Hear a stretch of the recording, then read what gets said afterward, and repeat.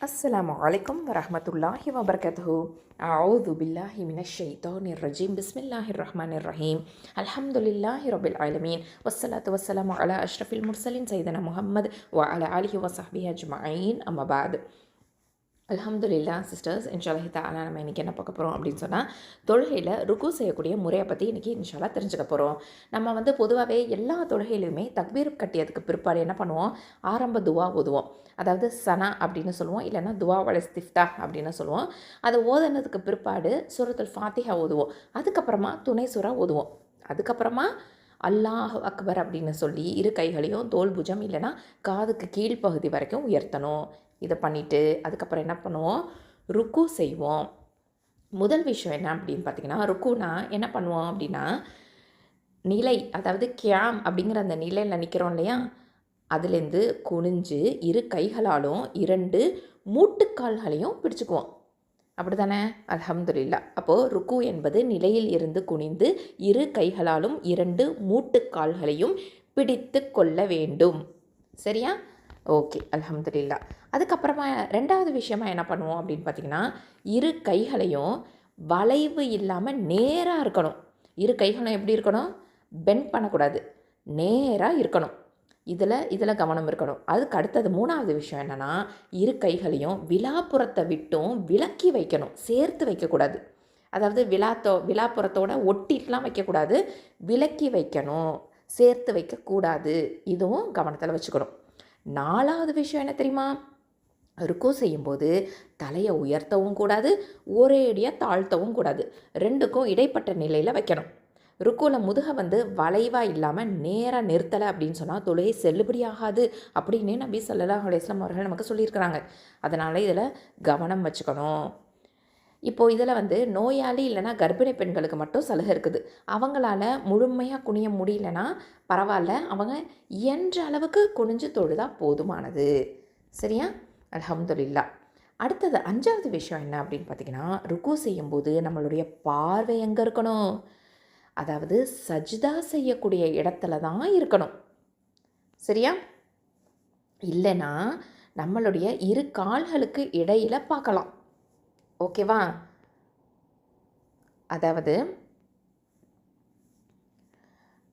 ருக்கு செய்யும்போது பார்வை ஒன்று சஜ்தா செய்யக்கூடிய இடத்த பார்க்கலாம், இல்லைனா நம்மளுடைய இரு கால்களுக்கு இடையில பார்க்கலாம். ஓகேவா? இது கவனத்தில் வச்சுக்கலாம். அடுத்ததாக ருக்குவில் என்ன ஓதணும் அப்படிங்கிறத நம்ம தெரிஞ்சுக்கலாமா? அதாவது ருக்குவில் நிறைய திக்ருகள் நபி ஸல்லல்லாஹு அலைஹி வஸல்லம் அவர்கள் ஓதியிருக்கிறாங்க. இதில் நம்ம எதை வேணும்னாலும் ஓதிக்கலாம். ருக்குவில் துவா எதுவுமே செய்யக்கூடாது. ஏன்னா நபி ஸல்லல்லாஹு அலைஹி வஸல்லம் அவர்கள் ருக்குவில் துவா செய்தது கிடையாது, பிறரை செய்ய சொன்னதும் கிடையாது.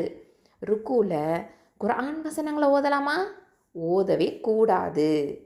அப்போ என்ன ஓதலாம்? சுபஹான ரப்பியல் அஸீம், மகத்துவமிக்க என் இறைவன் பரிசுத்தமானவன் அப்படின்னு 3 தடவை நம்ம ஓதலாம். சுபஹான ரப்பியல் அஸீம், சுபஹான ரப்பியல் அஸீம் அப்படின்னு 3 முறை ஓதிடுவோமா? அதுக்கு அடுத்ததாக சுபஹான கல்லாஹும் ரப்பனா வபிஹம்தி கல்லாஹும் மஃபிர்லி அப்படின்னு நம்ம ஓதலாம். அதாவது இறைவா நீ தூயவன், எங்கள் இறைவா உன்னை புகழ்கிறேன், என்னை மன்னித்து விடு. அடுத்தது வேறு என்ன ஓதலாம்? சுப்பூஹுன் குத்தூசுன் ரப்புல் மலாய்கத்தி வர்ரூஹ் அப்படின்னு ஓதலாம். ஜிப்ரில் மற்றும் மாணவர்களின் இறைவன் பரிசுத்தமானவன், தூய்மையானவன் அப்படின்னு அர்த்தம். இதில் சொன்ன திக்ருகளில் ஏதாவது ஒன்றை ஓதலாம், எவ்வளவு வேணும்னாலும் ஓதலாம். இவ்வளவு தான் ஓதணும் அப்படிங்கிற எண்ணிக்கையெல்லாம் கிடையாது, அதிகமாகவும் நம்ம ஓதிக்கலாம். ஓகேவா? அடுத்ததான் ருக்குலேருந்து எழும்போது என்ன பண்ணுறது? ருக்குலேருந்து எழும்போது சமி அல்லாஹ் லிமன் ஹமிதா, அதாவது புகழ்பவரின் புகழ் வார்த்தைகளை அல்லாஹ் கேட்கிறான் அப்படின்னு நம்ம சொல்லி இரு கைகளையும் தோல் புஜம் இல்லைன்னா காது வரைக்கும் உயர்த்தணும். அதுக்கப்புறமா கைகளை கீழே விட்ட நிலையில் வேற என்ன ஓதலாம் அப்படின்னு பார்த்திங்கன்னா, துவாவை ஓதணும். என்ன துவா?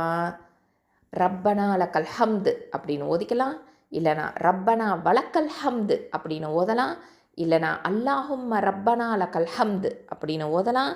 இல்லைனா ரப்பனா லக்கல் ஹம்து ஹம்தன் கசீரன் தையிபம் முபாரக்கன் ஃபீஹ் அப்படின்னு ஓதலாம். இந்த 4ல் எதை வேணும்னாலும் நம்ம ஓதலாம். அடுத்தது இமாம் வந்து சமி அல்லாஹ் லிமன் ஹமிதா அப்படின்னு சொல்வார்.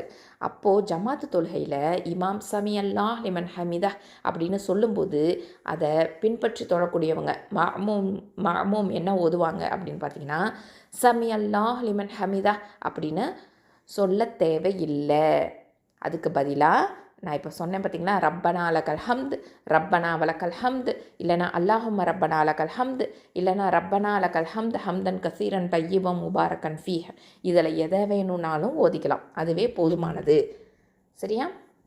ஒரு அடியான் வந்து தொழுவும்போது அதாவது தொழுவும்போது நிற்கிறாங்க பார்த்தீங்களா, அப்போது அவங்களுடைய பாவங்கள் வந்து கொண்டு வரப்படும். சரியா? தொழும்போது நிற்கிறோம் இல்லையா, அந்த நிலையில் அப்போ வந்து நம்மளுடைய பாவங்கள் எல்லாமே கொண்டு வரப்பட்டுரும். அப்போது அவனுடைய தலை மேலே இல்லைனா தோல் புஜத்தின் மேலே அவ்வளோ பாவங்களும் வைக்கப்படுது. அவங்க வந்து அதை தொழக்கூடியவங்க ஒவ்வொரு தடவையும் ருக்கு செய்யும் போதும் சுஜூது செய்யும் போதும் அவங்கக்கிட்டேருந்து அந்த பாவங்கள் உதிர்ந்து விழுந்துடுது. சுபஹானல்லாஹ். நபி ஸல்லல்லாஹு அலைஹி வஸல்லம் அவர்கள் வந்து இப்படி சொல்லியிருக்கிறாங்க. அதனால் நம்ம வந்து கண்டிப்பாக இதில் ஞாபகத்தில் வச்சுக்கிட்டு நம்ம வந்து அந்த நிலையில் நிற்கணும். நம்மளுடைய பாவங்கள் உதிரப்போகுது.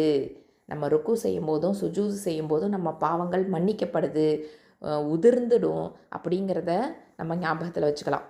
அடுத்ததாக இந்த தொழுகையிலேயே வந்து மோசமான திருடன் அப்படின்னு நபி ஸல்லல்லாஹு அலைஹி வஸல்லம் அவர்கள் வந்து சொல்லியிருக்கிறாங்க. அது என்ன அப்படின்னு நம்ம தெரிஞ்சுக்கணும். அதாவது திருடர்களில் மிகவும் மோசமான திருடன் தொழுகையில் திருடுபவன் அப்படின்னு நபி ஸல்லல்லாஹு அலைஹி வஸல்லம் அவர்கள் நமக்கு சொல்லியிருக்கிறாங்க. அல்லாஹ்வின் தூதரே, தொழுகையில் எப்படி ஒருவன் திருடுவான்? இதே கேள்வி நமக்கு தோணுச்சு இல்லையா? அதே தான் நபி தோழர்களும் கேட்டிருக்கிறாங்க.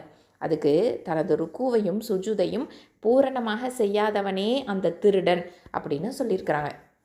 அப்போது நம்ம ருக்குவை எப்படி செய்யணும் அப்படின்னு தெரிஞ்சுக்கிட்டோம். ஸோ அதன்படி சரியான முறையில் நம்ம ருக்கு செய்யணும்.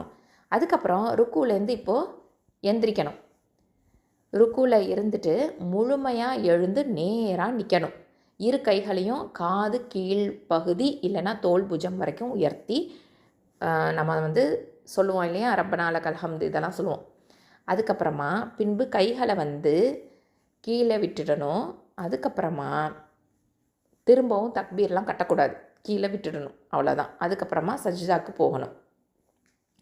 ருக்குலேருந்து எழுந்து ரப்பனா லக்கல் ஹம்து அப்படின்னு சொன்னதுக்கு பிற்பாடு அல்லாஹு அக்பர் அப்படின்னு சொல்லி நம்ம சஜ்தாக்கு போயிடணும். ஓகேவா? இதுதான் நம்ம ருக்கு செய்யக்கூடிய முறை. அல்ஹம்துலில்லாஹ். இதை பற்றி தான் நம்ம கம்ப்ளீட்டாக நம்ம தெரிஞ்சுக்கிட்டோம்.